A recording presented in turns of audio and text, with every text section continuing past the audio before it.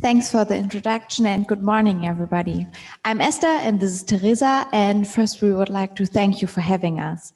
We are PhD students at the University of Oldenburg and we'll talk about our project NEMO, which is a cooperation with ESA. So NEMO stands for the Near Real-Time Monitoring System, and we are interested in objects that regularly impact the Earth's atmosphere, but which are too small to be detected by the near-Earth surveys, but which cause bright fireballs, and with these fireballs, a lot of public attention. So, and the overall goal is to close the gap between large meteoroids and small asteroids, so in the size range of about 1 meter to some tens of meters, and to validate the flux models of meteoroid and asteroid in the near-Earth population. NEMO is in coordination with FIS, the Fireball Information System from Space Situational Awareness Near-Earth Objects, which is in preparation at the NEOCC Coordination Center in Frascati in Italy. And they are interested in all objects which are brighter than about -10 magnitudes. So this is our overall goal, to know of all fireballs which are as bright. So the main objective of NEMO is there is a fireball sighting, and this fireball is very bright. Its brightness is brighter than -10 magnitudes. And the current situation is as follows. There's a lot of information available about this fireball, but in different databases. So here we only have some examples. There are fireball and meteor networks which detect them optically or by radar. There are witness reports collected, for example, by the International Meteor Organization. And there are a lot of different databases. For example, they can be detected by rain radar or by lightning detectors, or also by infrasound data. And we want to collect all available information about this fireball with our system. So it's work in progress, and we want to collect information worldwide and in near real time. So here are some more detailed data sources. So the infrasound data we are using is the data from the infrasound station of the CTBTO, the Comprehensive Nuclear Test Ban Treaty Organization, and we are using it with VDEC. Then we are always comparing with the publicly available data from the US government sensors. So if there's information available, we are comparing the velocity values, the energy values from these databases. And then we are always checking and comparing the fireballs, or also if there was something in the re-entry prediction of satellites and space debris. Then we are using internet and social media. NEMO is based on an alert system, and in most cases, it's the first information we receive is from Twitter. So this social media is very fast and also worldwide, but still there are some biases.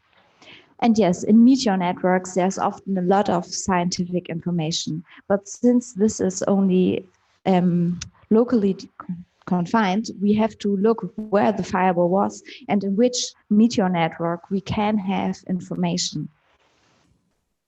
So some specific goals. Over Europe, we are interested in also some smaller fireballs, so all objects which are larger than about 10 centimeters.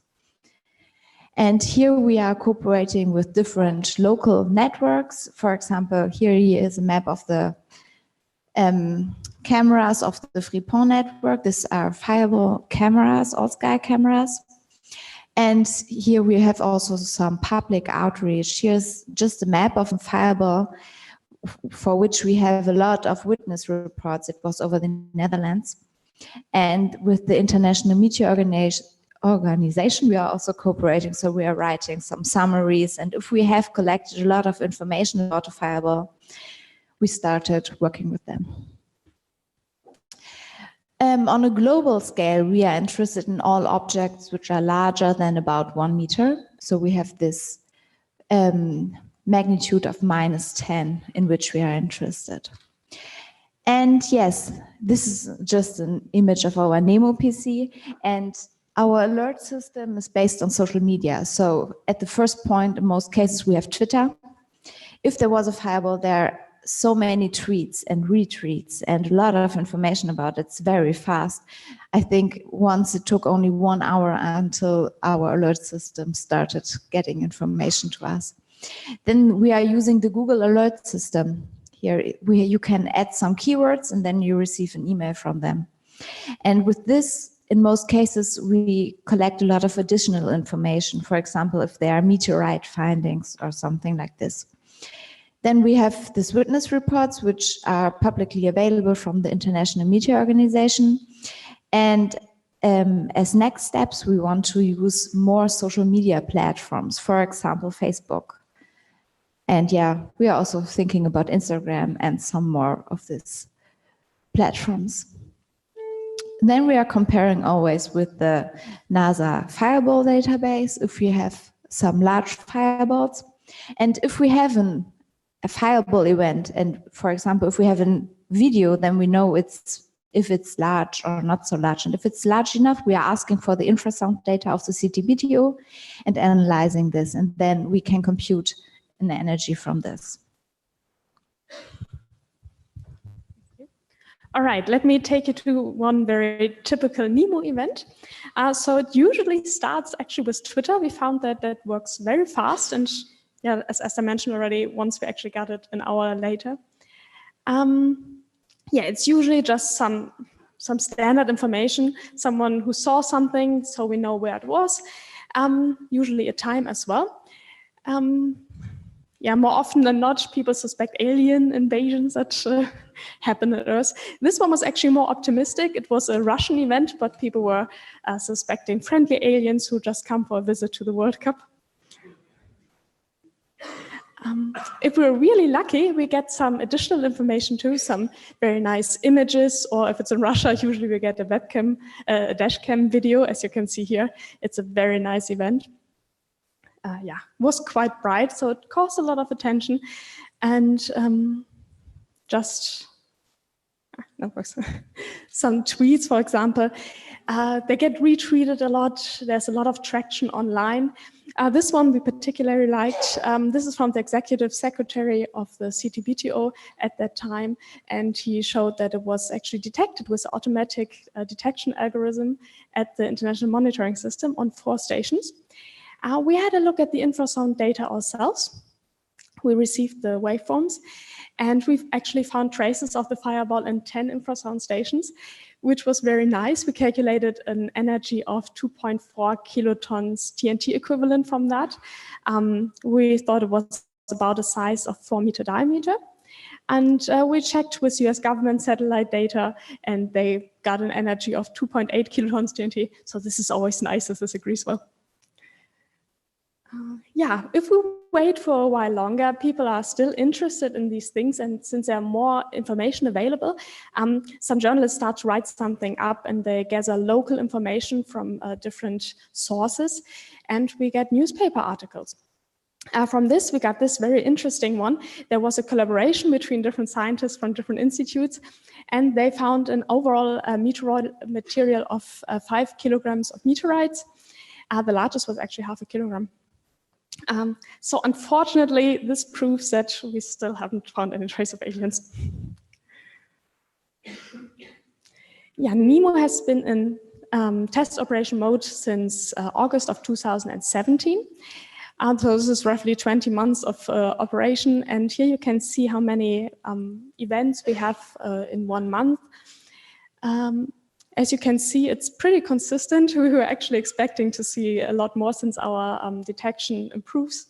But we think we might be more picky now that we have more events.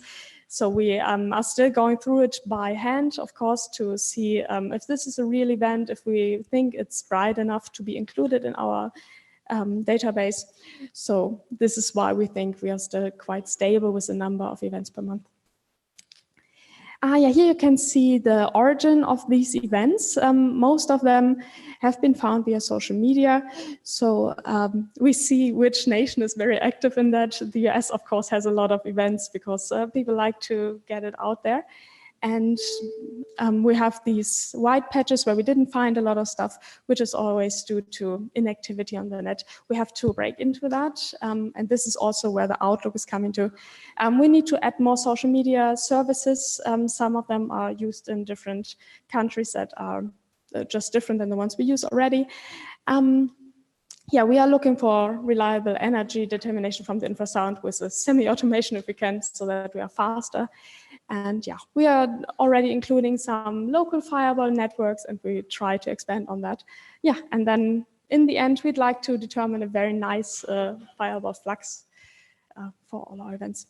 Yeah, these are our references, and yeah, thank you for your interest.